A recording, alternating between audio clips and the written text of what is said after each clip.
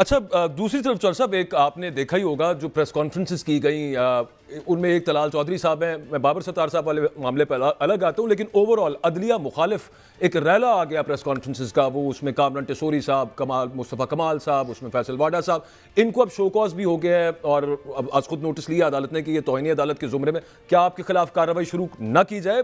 جس طرح کی زبان استعمال کی گئی, اب اس سے جو ٹی وی پروگرامز کے اندر فیصل واڈا صاحب نے بعد میں آ کے کہا کہ نہیں میرا مطلب یہ تھا یہ نہیں تھا, لیکن do you think that it constitutes یہ توہین عدالت کے زمرے میں آتا ہے جو بیانات انہوں نے دیے؟ اس کی وجہ کیا ہے اس پہ علیحدہ بات آپ سے پوچھوں گا پھر. نہیں بالکل آتا ہے, اس میں تو آتا ہے. اگر آپ کہیں کہ ہم یہ لوگ ججز کی پگڑیوں سے فٹ بال کھیلیں گے, اس سے کوئی زیادہ سخت زبان ہو سکتی ہے. پر ایک چیز نوٹ کریں, جی یہ واڈوا ہے کون؟ یہ پیپلز پارٹی کا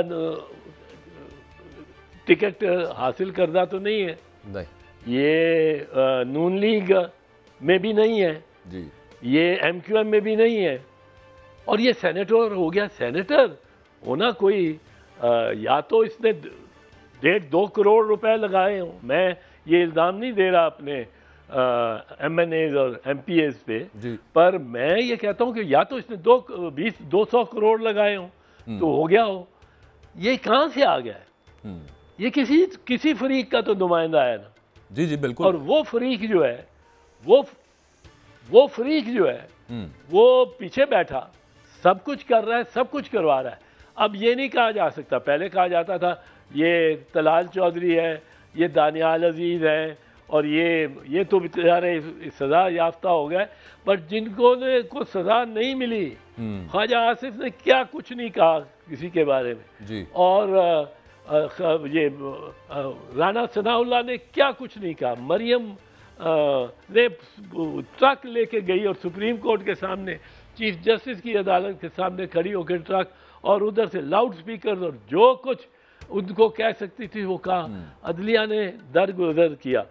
اب پوائنٹ میرا یہ درگزر کا بھی نہیں, پوائنٹ میرا یہ ہے یہ واڈوا کس کا کینڈیڈیٹ, جس کا یہ کینڈیڈیٹ ہے اس کی زبان یہ بول رہا ہے, اور وہ اس وقت چاہتے ہیں کہ ہم عدلیہ کو زیر کر لیں.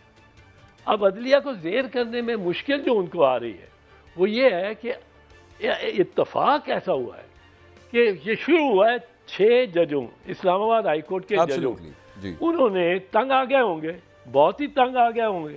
انہوں نے خط اپنے چیف جسٹس کو لکھا, قاضی فیض عمر بندیال صاحب کو, انہوں نے کوئی اس کو پہلے انہوں نے اپنے چیف جسٹس عامر فاروق کو لکھا, انہوں نے کوئی اس کو اہمیت نہ دی.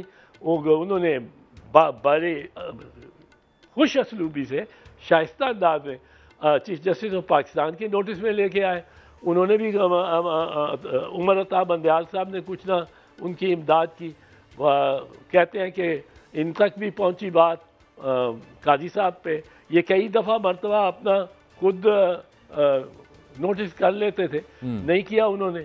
پھر انہوں نے جب یہ رجوع کیا سپریم جوڈیشل کاؤنسل سے, اور جائز طور پہ کہ آپ نے کوڈ آف کانڈکٹ بنایا ہے, آپ کا اختیار ہے کوڈ آف کانڈکٹ بنانا آئین کے تحت, پر آپ نے اس کا ہم یہ رہنمائی کریں, یہ ہمیں نہیں ملا کہ اس طرح کی دھمکی ملتی ہو, رشتہ دار اٹھائے جا رہے ہوں, اور دباؤ ڈالا جا رہا ہو کسی ریاستی ایجنسی کی جانب سے, تو ہم کیا کریں؟ اب وہ باہر آ گئی. اب سپریم جوڈیشل کاؤنسل نے وہ جو 5 ججز کو 5 کو کاپیز دو, یہ وہ باہر آ گئی. اب جب وہ پبلک نالج ہو گئی تو اب ان کے لیے بڑا پرابلم ہو گیا, مشکل ہو گیا. عدالتوں نے کو لیے بھی مشکل ہو گیا. وہی قاضی فیض عیسیٰ صاحب جنہوں نے ابھی تک اس کا بات کا نوٹس نہیں لیا تھا, ان کو ہی بینچ بنانا پڑا. انہوں نے بینچ بنا دیا, وہ معاملہ چلنے لگا. آپ نے کہا, قاضی صاحب نے کہہ دیا کہ میرے ہوتے ہوئے ایسی کوئی دھمکی نہیں آئی کسی کی. آپ نے کہا nothing of this kind has happened under my watch. یعنی عمر بندیال, آصف سعید کھوسا کے وقت سے ضرور ہوا ہوگا, ثاقب نثار, میرے ہوتے ہوئے کوئی نہیں ہوا. اب انہوں نے جب یہ کہہ دیا, اب ان کو اب یہ بابر ستار صاحب کا ایک دوسرا خطہ ہو گیا.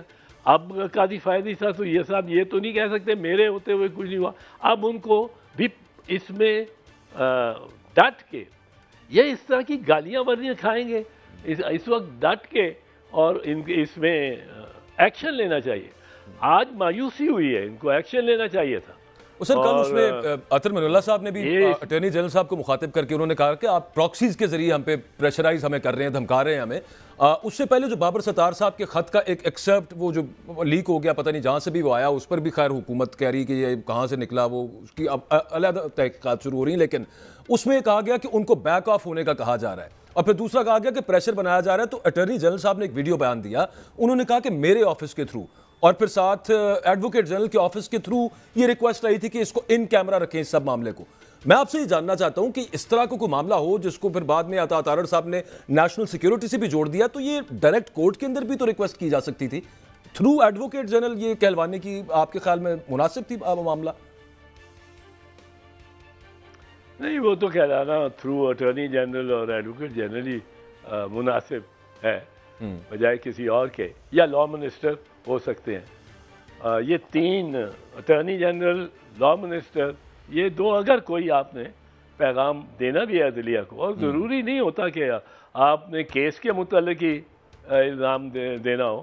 کوئی جج یا بڑا جج کسی دوسری جورسڈکشن سے وزٹ کر رہا ہو, چیف جسٹس کا گیسٹ ہو, تو پرائم منسٹر اگر فون اٹھا کے ان سے پوچھ لیں کہ سر کوئی ضرورت ہے کسی چیز کی, کسی تعاون کی, آپ کے مہمان آ رہے ہیں, ایک کانفرنس بھی آپ کر رہے ہیں, آپ ایڈمنسٹریشن کو جو کہیں گے وہ کرے گی.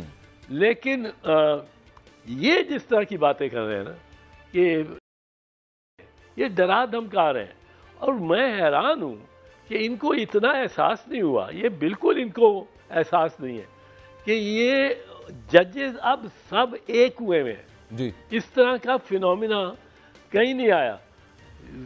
جونیئر موسٹ جج in the high court to the chief justice, ان کی مجبوری ہے کہ یہ ایک ہو جائے, مجبوری ہے, کیونکہ یہ اب انسٹیٹیوشنل ان کو فیس کرنا پڑ رہا ہے فیڈرل گورنمنٹ کو. فیڈرل گورنمنٹ شہباز شریف کی نہیں, فیڈرل گورنمنٹ وہ جس نے شہباز شریف کو سہارا دے رکھا ہے, جیسے ایک دفعہ باجوہ صاحب بھی سہارا دیتے تھے.